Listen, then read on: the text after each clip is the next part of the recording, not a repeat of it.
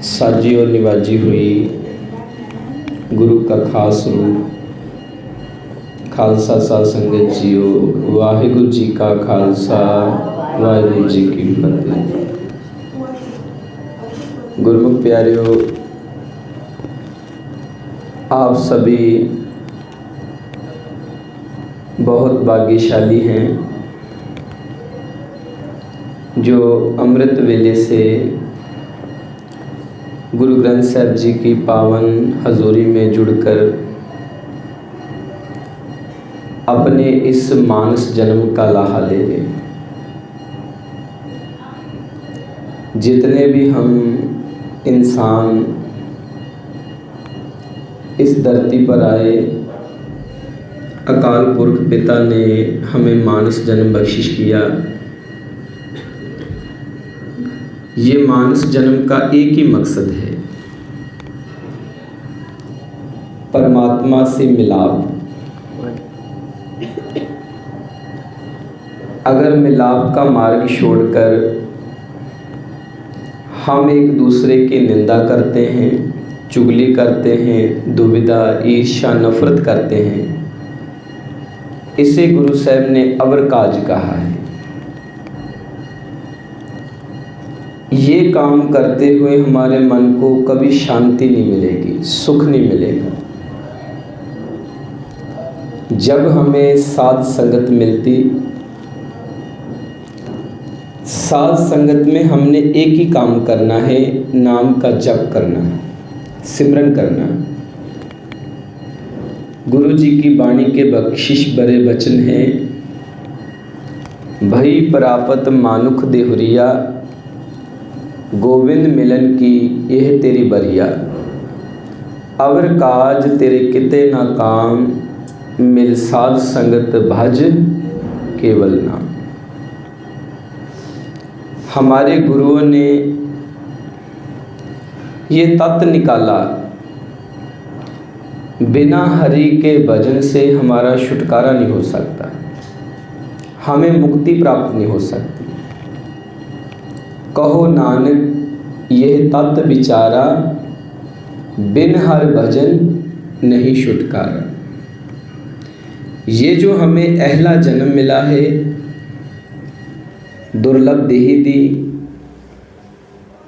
भजन के बिना ये व्यर्थ चले जाती है। बिन भजन भजन भजन अहला जन्म गए। और हम सब बड़े भाग्यशाली हैं जो हमें मानस जन्म उस वक्त मिला जब श्री गुरु ग्रंथ साहिब जी की वाणी शक्ति महापुरुषों का प्रैक्टिकल हमारा मार्गदर्शन कर रहे हैं और हमें ज्ञान बांट रहे हैं। जब तक हमें ज्ञान नहीं होता, हमारा मन भटकता है। कुंभे बद्दा जल रहे, जल बिन कुंभ ना होए, ज्ञान का बद्दा मन रहे, गुरु बिन ज्ञान ना होए। ज्ञान का अंजन, ज्ञान का सुरमा गुरु ने हमारी आंखों में डालना है, जिससे हमारी अज्ञानता का विनाश हो जाएगा और हरि की कृपा से, पूर्ण संतों से, पूर्ण साधु जनों से हमारी भेंट होती, तो हमारे भीतर भी प्रकाश हो जाता है प्रभु का। प्रभु कोई आकारों में नहीं है, ये बात तो आपको माननी पड़ेगी। गुरु ग्रंथ साहिब जी की वाणी में एक एक शब्द लिखा कि प्रभु निराकार है। प्रभु आकारों में नहीं। जैसे हम सबके मन में प्रभु की कोई ना कोई छाप होती कि प्रभु ऐसे होंगे, प्रभु ऐसे होंगे, वो श्याम रूप होंगे। कृष्ण भगवान जी का श्याम रूप था ना, तो प्रभु ने एक हाथ में शंख पकड़ा होगा, एक हाथ में चक्र होगा, गदाधारी होगा, एक हाथ में पद्म का फूल होगा, ऐसा प्रभु होगा। यही हमारे मन में शाप है ना।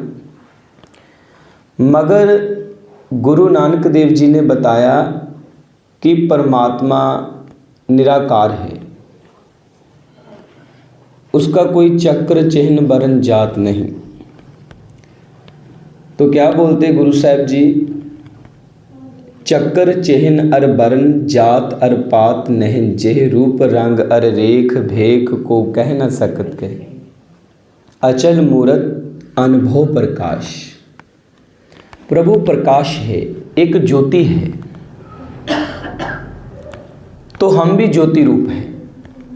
ध्यान देना मेरी बहनें सब, मन तो ज्योत स्वरूप है, अपना मूल पहचान। हम सब ज्योत स्वरूप है। ये तो हमें कपड़ा दिया गया आकार, ये शरीर नाशवान है, मगर हम सब ज्योत स्वरूप है। परमात्मा ने ये शरीर तैयार करके इसमें अपनी ज्योत रख दी। ए शरीरा मेरे हर तुम में ज्योत रखी, तातु जग में आया। हम सब में उस प्रभु की ज्योति है। सब ज्योत तेरी जग जीवना, तू घट घट हर रंग रंगना। सब में ज्योत ज्योत है सोए, तिस दे चानन सब में चानन है। हमारे भीतर जो आत्मा है वो भी ज्योत है, एक प्रकाश है। तो परमात्मा भी प्रकाश है। ज्योत ने ज्योत से मिलना है। बीच में रुकावट क्या है? विचार, संशय, भ्रम। इसलिए गुरु पिताजी ने कहा वो विचार रोकने का साधन, विचारों से मुक्ति पाने का साधन क्या है? गुरु का शब्द। जब हम जप करते हैं, सिमरन करते हैं, तो हम विचारों से मुक्त हो जाते हैं। तो गुरु पिताजी क्या बोल रहे हैं? विचार मारे तरे तारे, उल्ट जोन ना आवे। जैसे आप कितनी मेहनत कर कर, कितनी मशक्क़त कर कर अमृत वेले उठते हैं, वाणी पढ़ते हो, भजन करते हो, आपने देखा फिर भी हमारे विचार नहीं रुकते। कोई ना कोई विचार अंदर चल रहा है, चाहे वो रजोगुनी हो, तमोगुनी हो, सतोगुनी हो। इन विचारों को माया कहा है। तो हमने जाना है विचारों से ऊपर, 3 गुणों से ऊपर। रजगुण, तमगुण, सतगुण कहिए, ये तेरी सब माया। चौथे पद को जो नर चीने, तिन ही परम पद पाया। चौथे पद में हमारी भक्ति शुरू होती है। त्रैगुण मेट चौथे वर्ते, यहाँ भगत निरारी। 3 गुणों की माया है। तो जो चौथे पद में प्रवेश कर जाते हैं, चौथे पद में चले जाते हैं, गुरु साहब कहते हैं हम उनके दास हैं। 3 गुणों में तो हम माया के दास बने। 3 समाये चौथे वासा, प्रणवत नानक हम ताके दासा। जो 3 गुणों से ऊपर चले जाएं, चौथे पद में प्रवेश कर जाएं, तो हम गुरु के पास आते हैं चौथे पद में प्रवेश होने के लिए। कहो कबीर यह राम की अंश, चौथे पद में जन कीजिए। और आखिर में आता है हमें हंकार, हमारी ईगो।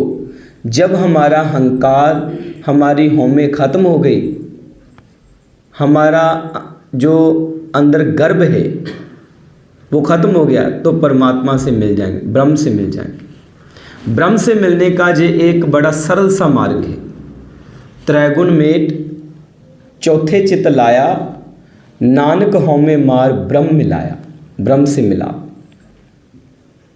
एक भ्रम होता है, एक भ्रम होता है। सारा संसार भ्रम में सोया है, सब नींद में है। भ्रम में सोई सगल जगत, धंध अंध को जागे विरला। तो क्या भ्रम क्या है? जो हमें आँखों से दिखाई देता है ये सारा भ्रम है। अब आंखें बंद करते जो विचार चलते ये भी भ्रम है, हम भ्रम में पड़े हैं। भ्रम में सारा संसार सोया है, जिसको 3 गुण बोलते हैं। तिहि गुणी संसार भ्रम सुता, सुत्यां रैन बेहानी। सब सोए। अब हमें जागना है। कलयुग ने, गुरु साहिबों ने कलयुग को धन कहा है, जो जाग जाते हैं कलयुग। अभी जितने भी ग्रंथ, वेद, शास्त्र, स्मृतियाँ, सब में लिखा है कि कलयुग बड़ा भयंकर युग होगा। चारों तरफ अंधकार होगा कलयुग में। मगर जो गुरु के हुक्म में आ जाएंगे, गुरु की दीक्षा लेंगे, उनके लिए कलयुग धन होगा। धन धन कलयुग नानका, जो चले सतगुरु भाई। जो सतगुरु से प्रेम करेंगे उनके लिए कलयुग धन होगा। तो वाणी में कितनी जगह पर लिखा है, अब कलु आयो रे एक नाम बोवो बोवो। कलयुग में एक नाम आधार, बाबा नानक आखे एहो विचार। कल में राम नाम सार। कलयुग में कल कीरत प्रगट चानन संसार, गुरमुख कोई उतरे पार। मगर कलयुग में कोई भी भक्ति भाव नहीं करेगा। जिनके अंदर भावना होगी उनके पार रास्ता नहीं होगा। अब भावना हम सब में है, मगर मार्ग नहीं। किस मार्ग पर चले प्रभु की प्राप्ति हो जाए, तो वो मार्ग हमें संत बताते हैं। मैं चारे कुंटा भालियाँ, तुद जीवट ना साइयाँ। मैं दसे हो मार्ग संतो, कि प्रभु मिलाइयाँ। प्रभु से कैसे मिला जाए ये संत बताते हैं। मेरो सुंदर मिले कित गली, हर के संत बतावो मार्ग। मैं पीछे लाग चली। जिनको संतों का भेद आया वो संतों के पीछे चले गए कि हमें मार्ग बताओ। तो संतों ने फिर अकथ कथा कर कर उनको मार्ग बताया। कहे नानक सुनो संतो, कथे हो अकथ कहानी। तो जब हम गुरु के पास जाते हैं, गुरु भी हमें मार्ग बताते हैं, जो मार्ग हम सब भूल चुके हैं। अब चौथा युग चल रहा है मार्ग को भूले हुए। तो गुरु क्या करते हैं, भूले मार्ग जिन्हें बताया, ऐसा गुर वडभागी पाया।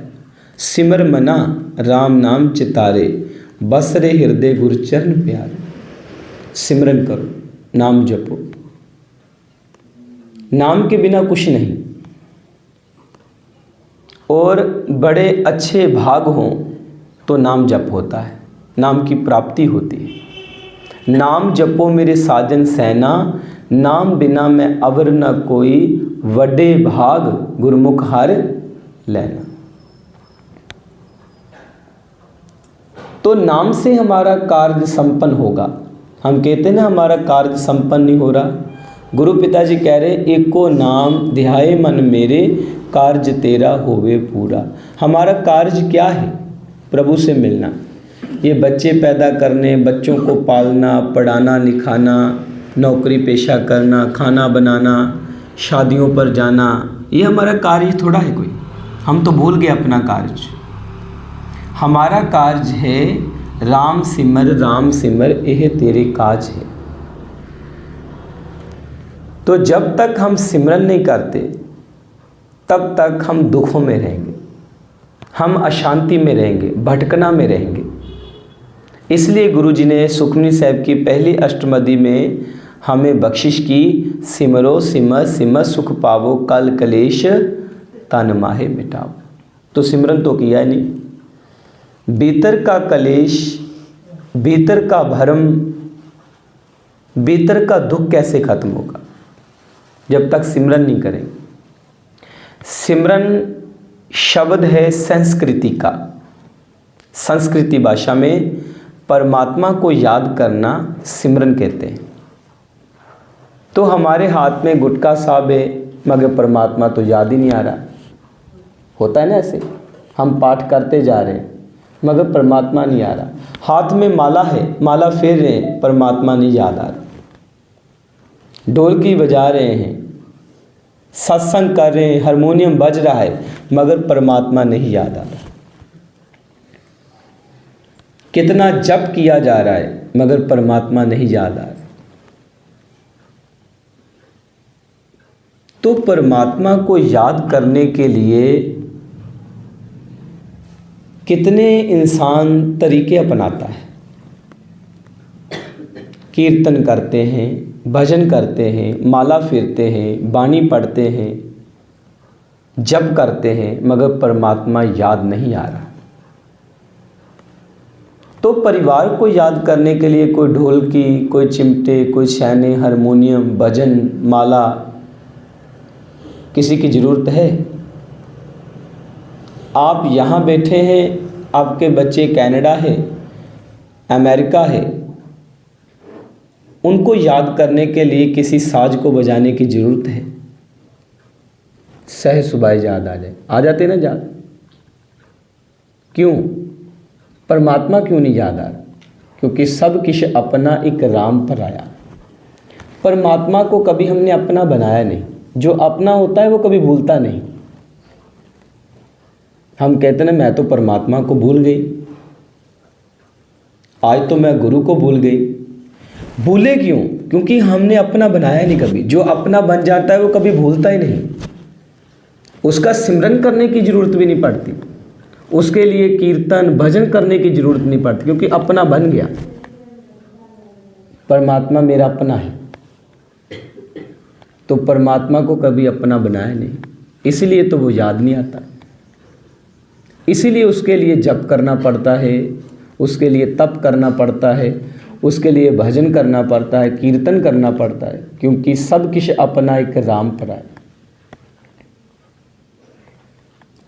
तो जिनकी वाणी है वो क्या कहते? कहते अब मैं राम अपना कर जानिया।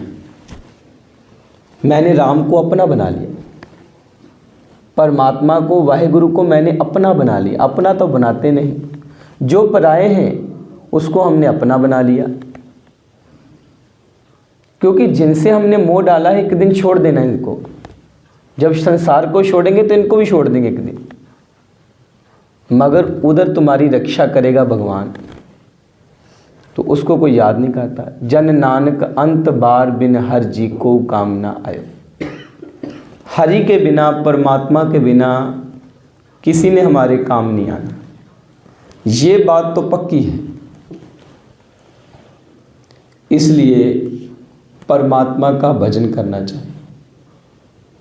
तो हम यहाँ इकट्ठे हुए हैं कि सीख लें कैसे भजन करना है।